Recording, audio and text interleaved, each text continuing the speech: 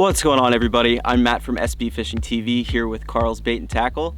I know you guys haven't seen me for a while, and that's because I just got back from fishing the continental 48 states.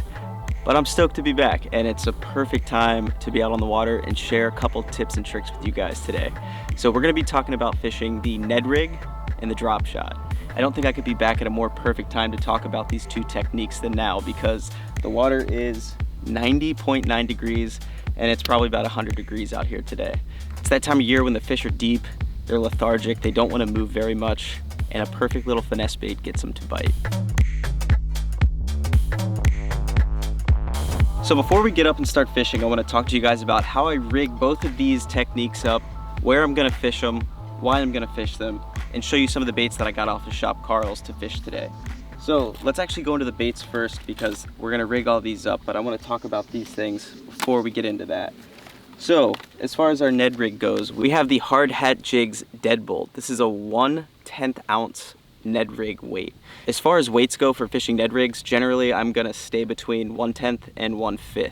As a rule of thumb, you always want to fish the lightest weight that you possibly can. So if it's blowing 20 miles an hour and you're catching fish in 10 feet of water, it's probably going to be a little difficult to throw this 1/10 around.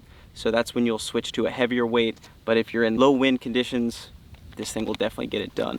To go along with that drop shot, we have, and I've been waiting to throw these around, the 10,000 fish 𝗙cie𝗶𝗹 by 𝗙ecie𝗋𝗋. Now this is a really interesting looking Ned Rig bait, and I think it's going to do really well. Those appendages at the end are just going to give it a little more action. The ticklers, as some people like to call them, they're super buoyant, so they're going to stand straight up when you put it on that Hard Hat Jigs Deadbolt, and it's just going to look perfect when it's in the water, when you're dragging it over points or around docks or whatever it may be. So as far as the drop shot goes, we have two different baits we're going to be throwing on that today. One being the ExoSwim 3¼ inch sun gill, and then we also have the 10,000 fish shimmer shad. This is one of my favorite drop shot baits to throw around. I think it mimics the bait fish all over the country just phenomenally. It has that piece of foil running down the middle, which gives it like a bit of a crunchy action to it. I don't know, it's just something different. Since the first time I've thrown these, they've done really well for me. We're also going to be rigging that up with a 𝗙ici's 2-aught wacky rig and drop shot hook, and I'll probably throw that around on a 1/4 ounce drop shot weight. Let's get into the rigging side of the Ned Rig and the drop shot real quick. So the Ned Rig and the drop shot both definitely fall into that finesse category. I'm throwing them on 6'6" to 7 foot medium light to medium spinning rods. I have 20-pound braided line, and generally that's going to go to an 8-pound to 12-pound fluorocarbon leader, just depending on what kind of cover that I'm fishing. So in open water situations, I'm going to lean toward the lighter line, that 8-pound, the thinner diameter. I think it gets you a few more bites. When you're in the stickier situations around standing timber or rocks or grass, that's when I'll go for the 10 or 12. But that perfect medium, go with the 10-pound fluoro leader. For my leader knot, I use an Alberto knot, and it's super easy to tie, it's sleek, and it's super strong. All you have to do is take a bite of the fluorocarbon line, and then you're going to run your braid through the loop, wrap it up 5 times, and then wrap it down 5 times, put it back through the loop the way that it came in, wet it up really good, cinch it down, and you'll be good to go.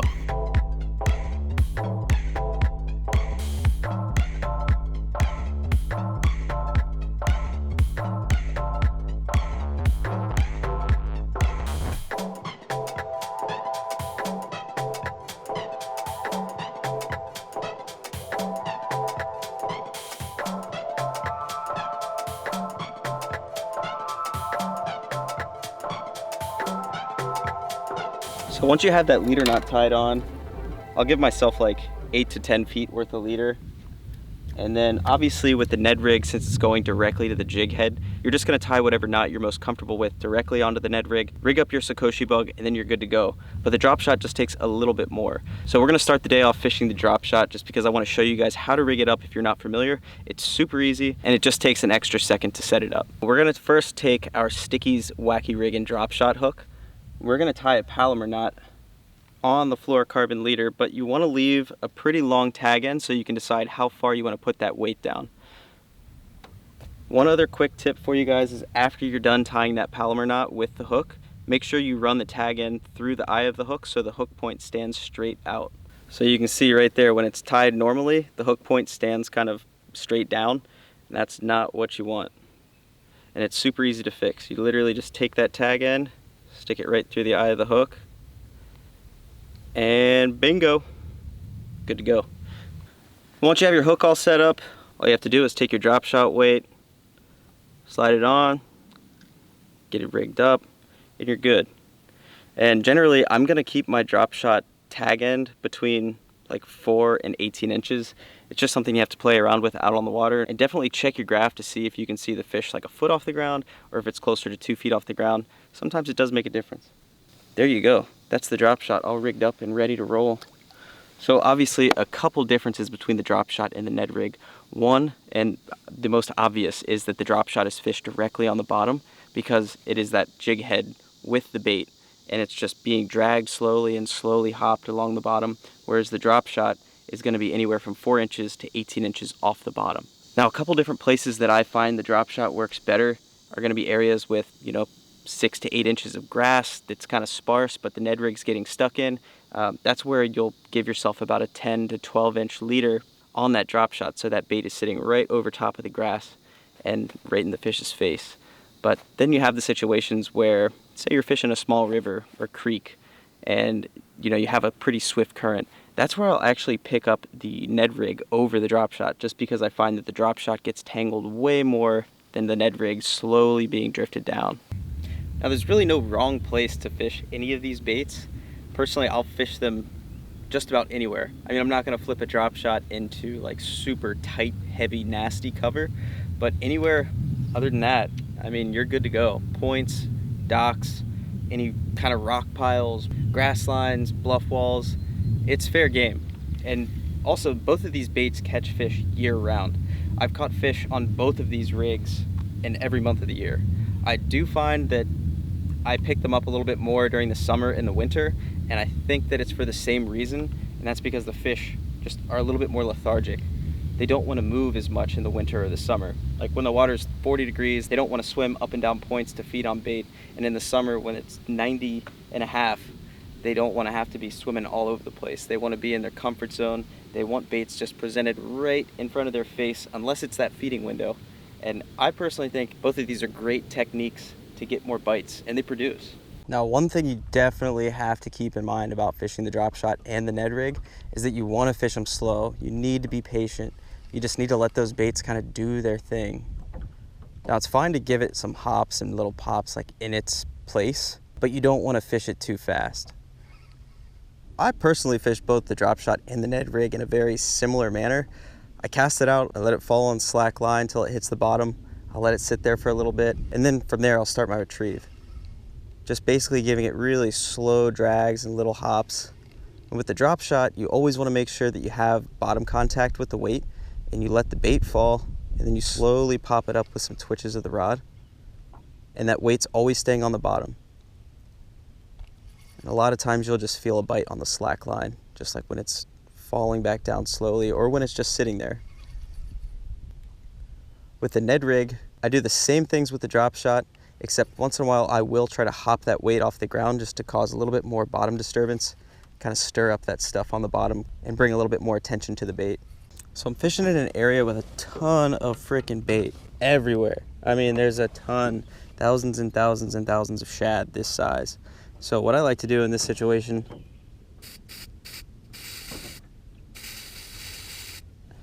is just spray that tail a little bit to help the fish kind of pick your bait. We'll see if it makes a difference.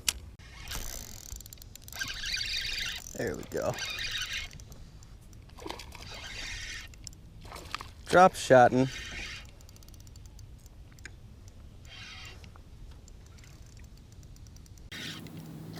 Drop shotting.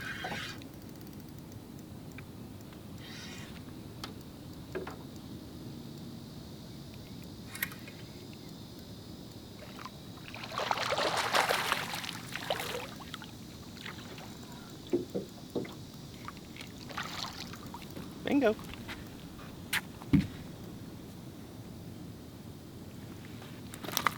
Oh, God. Awesome. Well, there's a drop shot fish for you guys on the 10,000 fish shimmer shad.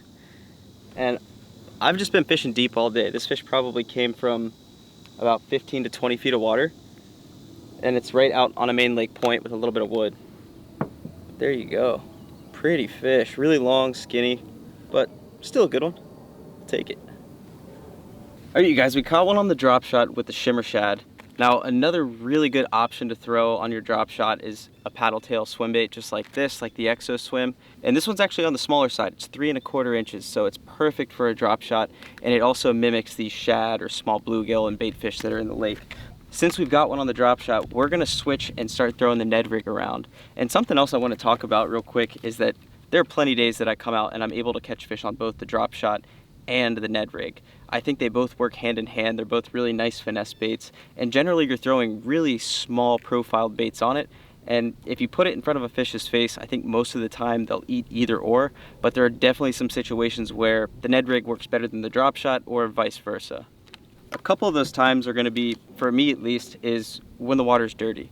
I feel a lot more confident throwing a Ned Rig when the water's stained to dirty than a drop shot. I think it's just going to stir up the bottom a little bit more. I think it's going to bring more attention to the bait, whereas the drop shot is, 6 to 18 inches up that line. And while your weight is on the bottom, kind of stirring up the bottom, the fish aren't going to be able to see that bait when it's up above their head. Other times are when you're finding fish to be truly locked on the bottom and they're just really not wanting to move. Like they won't even come 6 inches up to eat that drop shot. That's when the Ned Rig comes into play, and if you put it right in front of their face, they just can't say no. All right, so there you go. It's a little 2 1/2 inch Ned Rig bait. It's extremely durable, super stretchy, and it's also really buoyant. So this thing actually floats on the surface, which is good. That's what you want when you're throwing a Ned Rig bait. That's your Ned Rig all rigged up. And the reason you want a really buoyant bait to throw on this deadbolt, so it stands straight up when you're working it back to the boat when it's on the bottom. And that's just gonna mimic like a small bait fish or crawfish or whatever it may be, just kind of hopping and getting dragged along the bottom. So we threw the Ned Rig on. We're gonna throw this around some of these points and drop-offs. Now, one thing you gotta keep in mind with the Ned Rig is you're throwing it on a light weight. And again, like I was saying earlier, I'll throw it on the 1/10 ounce weight up to the 5/5 ounce weight, just depending on the lightest I can get away with. So while I am fishing pretty deep, I really do like that super slow fall because I feel like any suspended fish that see this thing will just eat it right up, and the wind's not too heavy. So I'm throwing it on the 1/10 ounce deadbolt right now, and you just want to move it so slow. Like pick your rod tip up just a little bit, you can hop it, and then just let it sit. So letting this bait sit is one of the most deadly parts of the Ned Rig.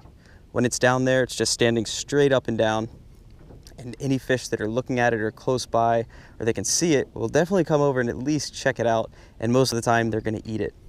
So just make sure you move that thing really slow, just crawl it along the bottom, and if you can find any sort of cover, just hop it around any sort of rocks or wood and then just let it sit. And a lot of times if there's fish there, they will eat it. Oh yeah. Ned Rig on the point. The backside of that windy point too is perfect. Come on.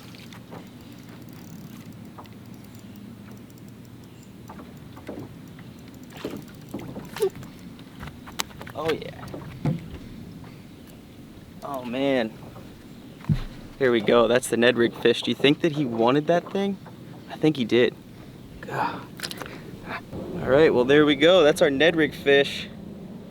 Just like the drop shot, just let it sink to the bottom. He crushed it. See ya.